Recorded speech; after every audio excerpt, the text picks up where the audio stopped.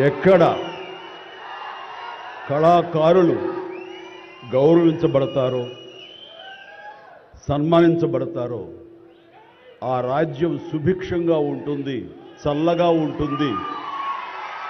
అన్నది మన పెద్దలు చెప్పిన మాట. ఈ రోజున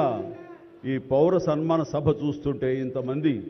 వేల మంది తరలి వచ్చేటువంటి సభ చూస్తుంటే, ఇంత పద్మ పురస్కారాలతో ఇంతమంది కళాకారులకు గొప్ప వ్యక్తులకు ఇక్కడ సన్మానం జరుగుతుంటే నాకు అది అక్షర సత్యం అనిపిస్తుంది. అలాగా అది గుర్తుకొచ్చేలాగా ఉన్నటువంటి ఈనాటి ఈ సభ తెలంగాణ రాష్ట్ర ప్రభుత్వం పద్మ అవార్డు గ్రహీతలకు ఇలా గౌరవిస్తున్న ఈ సభలో ముఖ్య అతిథిగా విచ్చేసినటువంటి మా మిత్రులు గౌరవనీయులు శ్రీ రేవంత్ రెడ్డి గారికి, మరొక సోదర సమానులు ఉప ముఖ్యమంత్రి బట్టి విక్రమార్క గారికి, ఈనాటి ఈ సభాధ్యక్షులు జూపల్లి కృష్ణారావు గారికి, మా సినిమాటోగ్రఫీ మినిస్టర్ కోమటిరెడ్డి వెంకటరెడ్డి గారికి, మరొక మిత్రులు మంత్రివర్యులు పొంగులేటి సుధాకర్ గారికి, శ్రీనివాస్ గారికి, ఇక ఇతర పెద్దలకు, అలాగే సిఎస్ చీఫ్ సెక్రటరీ శాంతకుమార్ గారికి, ఇతర అధికారులకు, ముఖ్యంగా ఈ సభ ఇంత నిండుదనంగా ఇంత హుందాగా ఉంది అంటే కారణం తెలుగుదనానికి, తెలుగు వేష భాషలకి హుందాతనం తీసుకొచ్చి తెలుగుదనానికి నిలువెత్తు నిదర్శనంగా నిలబడి ఉండేటటువంటి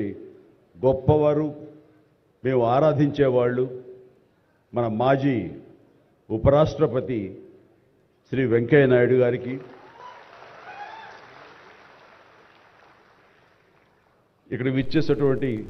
ఆహ్వానితులకు, కళాభిమానులకు, సినీ అభిమానులకు,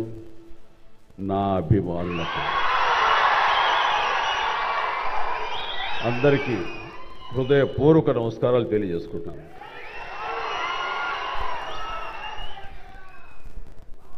నాకు నిజంగా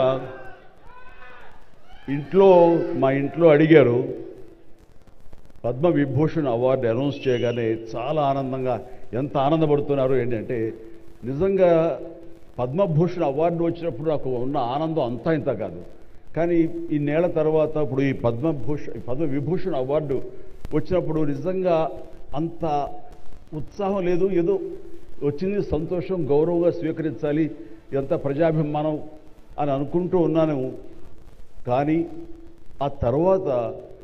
తరలి వచ్చేటువంటి వివిధ ప్రాంతాల నుంచి మనుషులు కానివ్వండి, వ్యక్తులు, అభిమానులు,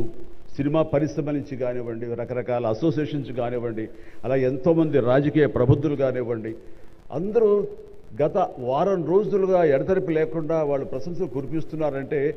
ఆ ఆనందం ద్విగుణీకృతమైంది. ఎంతో ఉద్వేగానికి, ఎంతో ఇదిగా అయ్యింది. అవార్డు ఇవ్వని అభిమానం, అవార్డు ఇవ్వని ఉత్సాహం, ప్రోత్సాహం మీ కరతాళ ధ్వనుల ద్వారా, మీ ప్రశంసల ద్వారా ప్రతి ఒక్కళ్ళు మనసారా ఆశీర్వదిస్తుంటే, చాలు ఈ జన్మ, ఇది పూర్వజన్మ సుకృతం, ఎప్పుడో చేసుకున్న పుణ్యఫలం, మా అమ్మానాన్నలు వాళ్ళకి జన్మించేందుకు వాళ్ళు చేసిన పుణ్యఫలం నాకు ఈ విధంగా సంక్రమించిందంటూ నేను నిజంగా